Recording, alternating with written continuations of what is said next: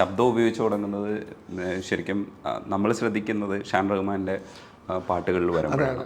അപ്പം ഈ ഷാൻ്റെ പാട്ടുകളിൽ ഈ ഷാൻ്റെ വോയിസ് പോലെ തന്നെ സിമിലറായിട്ട് ഷാൻ പല സ്ഥലത്തും ഷാൻ്റെ വോയിസ് ഉപയോഗിക്കാറുണ്ട്. പക്ഷേ അവിടെയൊക്കെ ശരിക്കും ഹിഷാമിൻ്റെ വോയിസ് ഉപയോഗിക്കാൻ പറ്റും. ചില സ്ഥലങ്ങളിലൊക്കെ നമ്മളിപ്പോൾ ഷാനിനെ കുറച്ചുകൂടെ നന്നായിട്ട് പ്ലേസ് ചെയ്യാൻ വേണ്ടിയിട്ടൊരു ഗായകനെ തന്നെ പ്ലേസ് ചെയ്യണമെന്ന് തോന്നുമ്പോൾ ഹിഷാമിനെ വിളിച്ചാൽ മതി, ഹമ്മിങ് ആയാലും ഓക്കെ. അതേ രീതിയാണ് ശരിക്കും ഹിഷാമും പല സ്ഥലത്തും ചില ഹമ്മിങ്ങിനൊന്നും പുറത്ത് നാളെ വിളിക്കേണ്ട, ഹിഷാം തന്നെ ചെയ്താൽ മതി എന്ന് മനസ്സിലാവും. അപ്പോൾ ഹിഷാം തന്നെ ചെയ്യും. തെലുങ്കിൽ പോയാലും അതെ അതെ, ഹിഷാമിന്റെ വോയിസ് അവിടെ ഒരു ഉണ്ടാവും. അപ്പം നമ്മൾ പെട്ടെന്ന് ഞാൻ കേട്ട് നോക്കുന്നത് എന്താണെന്ന് ഹിഷാം ഇതിൽ എവിടെയായിരിക്കും പാടിയിരിക്കുന്നതെന്നാണ് നോക്കുന്നത് ഇതിനകത്ത് എടുക്കുമ്പോഴത്തേക്ക്. അതൊരു ഭയങ്കര ഒരു കോൺഫിഡൻസ് അല്ലേ? ആക്ച്വലി സത്യം പറഞ്ഞ് ഇനിഷ്യലി ഞാനത് ഭയങ്കരമായിട്ട് എൻജോയ് ചെയ്തൊരു പ്രോസസ്സാണ്. എൻ്റെ വോയിസ് നമ്മൾ കമ്പോസ് ചെയ്യുന്ന സമയത്ത് ഹമ്മിങ്ങിൽ എൻ്റെ വോയിസ് വരിക, അതൊരു വേ ഓഫ് കൺവീനിയൻസ് എന്ന് വേണമെങ്കിൽ പറയാം. പക്ഷെ എനിക്കൊന്ന് പോസ്റ്റ് ഹൃദയം ഞാനൊന്ന് കോൺഷ്യസ് ആവാൻ തുടങ്ങി. ഇപ്പോൾ ഫോർ എക്സാമ്പിൾ റഹ്മാൻ സാറിൻ്റെ റോജ എടുത്ത് നോക്കിയാൽ അറിയാം. റോജയില് ചിന്ന ചിന്ന ആസയിലേലോ അത് റഹ്മാൻ സാറിൻ്റെ വോയിസാണ്. പക്ഷേ ടുവേർഡ്സ് ഒരു 10 years ഒക്കെ ഇങ്ങോട്ട് വരുമ്പോൾ സാറും അവരും ഭയങ്കര കോൺഷ്യസ് ആയിരിക്കും. അവർ ആവശ്യമുള്ള സ്ഥലത്തായിരിക്കും അവരുടെ ഹമ്മിങ് വരിക. എന്തുകൊണ്ടാന്ന് വെച്ചാൽ നമ്മുടെ വോയിസ് തന്നെ കണ്ടിന്യൂസ്ലി പ്ലഗ് ചെയ്തുകൊണ്ടിരിക്കുകയാണല്ലോ. നമ്മൾ ഓർക്കും ഓഡിയൻസിന് ഇത് എപ്പോഴും കേട്ടുകൊണ്ടിരിക്കാൻ ഇഷ്ടമാണ്. പക്ഷെ കുറച്ചങ്ങോട്ട് കഴിയുന്ന സമയത്ത് ഇവർ തന്നെ ചിലപ്പോൾ പ്രേക്ഷകർ പറയും വേറൊരു വോയിസ് ട്രൈ ചെയ്ത് നോക്കിക്കൂടെ. കാരണം ഞാനും അത് പറയുന്ന വ്യക്തിയാണ്. അപ്പം ഞാൻ മറ്റ് മ്യൂസിക് കമ്പോസേഴ്സിൻ്റെ ട്രാക്ക് വരുന്ന സമയത്ത് ഇതെൻ്റെ എല്ലാ സോങ്ങും ഈ മ്യൂസിക് കമ്പോസർ പാടുന്നത്, വേറെ സിംഗേഴ്സ് ഉണ്ടല്ലോ. അപ്പോൾ ആ കോൺഷ്യസ് വരുന്ന സമയത്ത് ഞാൻ ശ്രദ്ധിക്കാറുണ്ട്. പിന്നെ എൻ്റെ പാട്ടുകളിൽ കൂടുതലും ഡയറക്ടേഴ്സാണ് വേണം ഹമ്മിങ് ഇഷാമിൻ്റെത് വെക്കണം, അല്ലെങ്കിൽ ഇഷാം തന്നെ ഇത് പാടണം എന്ന് പറയാറുള്ളത്.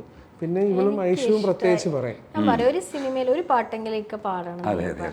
പക്ഷെ അത് എൻജോയ് ചെയ്യാറുണ്ട് കേട്ടോ ആ പ്രോസസ്സ്.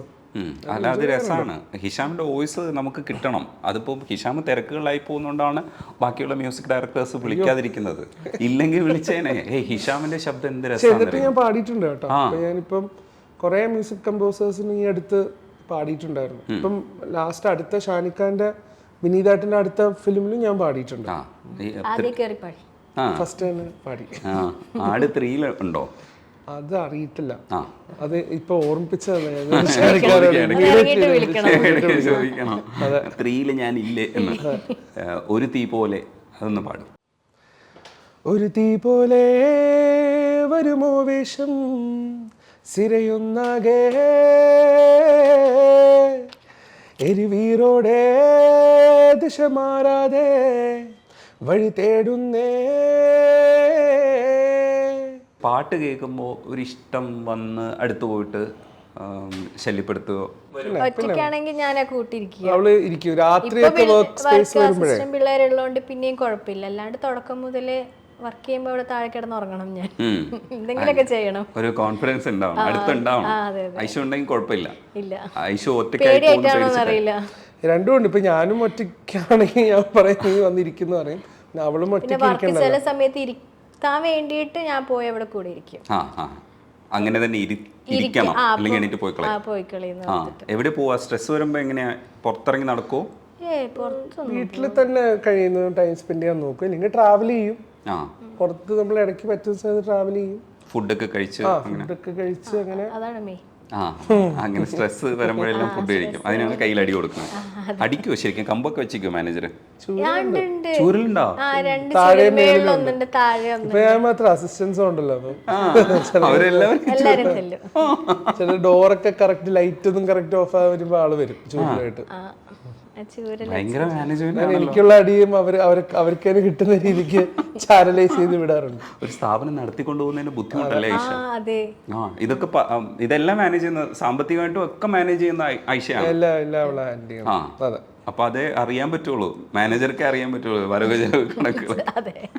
ഈ പറയും പോലെ വീട്ടിലെ ആവശ്യങ്ങൾക്കൊക്കെ ബുദ്ധിമുട്ടിക്കോ? പച്ചക്കറിയൊക്കെ വാങ്ങിക്കാൻ പറഞ്ഞു വിടുവോ? ഇല്ല, അത് പണ്ട് മുതലേ ഞാൻ തന്നെയായിരുന്നു. ഇപ്പോഴും ഞാൻ തന്നെയാണ് എല്ലാം സ്വയം ഹാൻഡിൽ ചെയ്യും. വീട്ടിലെ എല്ലാ കാര്യം ഞാൻ തന്നെ നോക്കാം.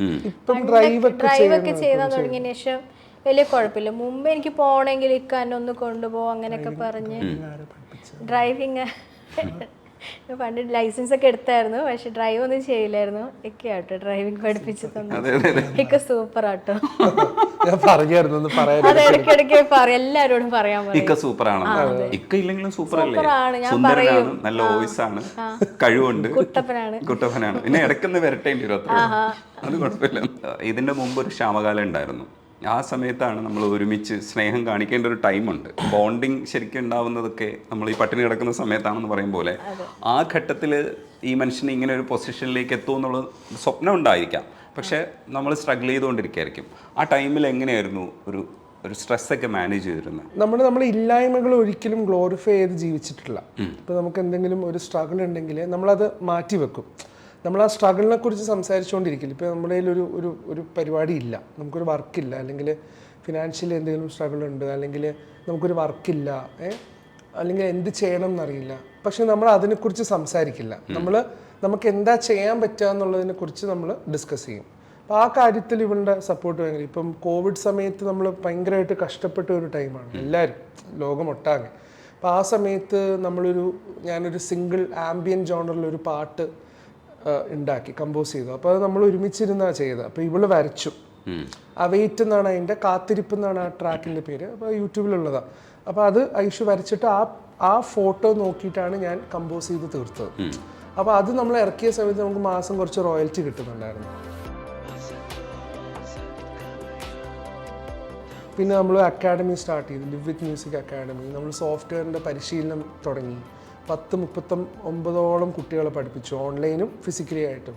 നമ്മൾ സ്പെഷ്യലി ഏബിൾഡ് ചിൽഡ്രൻസിന് മ്യൂസിക് തെറാപ്പി എടുക്കാൻ തുടങ്ങി. ഇപ്പം നമ്മൾ അങ്ങനെയുള്ള കാര്യങ്ങളൊക്കെ ഫോക്കസ് ചെയ്ത് മുന്നോട്ട് പോകാൻ തുടങ്ങി.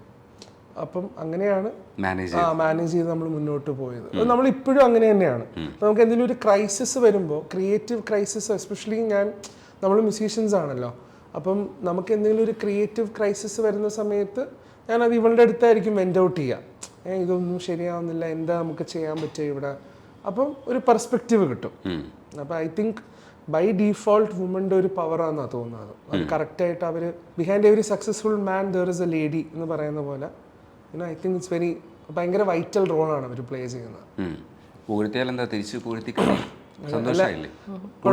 ഇത് ഇറങ്ങിക്കഴിഞ്ഞിട്ട് ഫുഡിൽ എന്തായാലും അത് അവൾ മാനേജ് ചെയ്തോളും.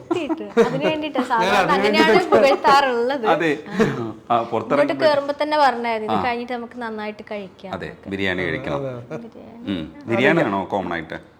എല്ലാം ഇഷ്ടമാണ്. ഷവർമ, എനിക്ക് അറബിക് ഫുഡ് ഭയങ്കര ഇഷ്ടമാണ്. അങ്ങനത്തേതാണ് കൂടുതൽ ഇഷ്ടം. അവിടെയായിരുന്നല്ലോ വളർന്നതൊക്കെ. അപ്പൊ ഇപ്പം ഈ അടുത്ത് ദുബായിൽ പോയായിരുന്നു.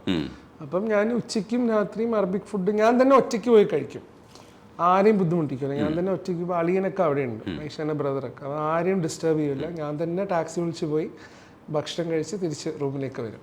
അത് എനിക്ക് ഭയങ്കര ഒരു സന്തോഷമാണ്. ആക്ച്വലി ഇത്രയും വർക്ക് സൗദിയിലായിരുന്നു.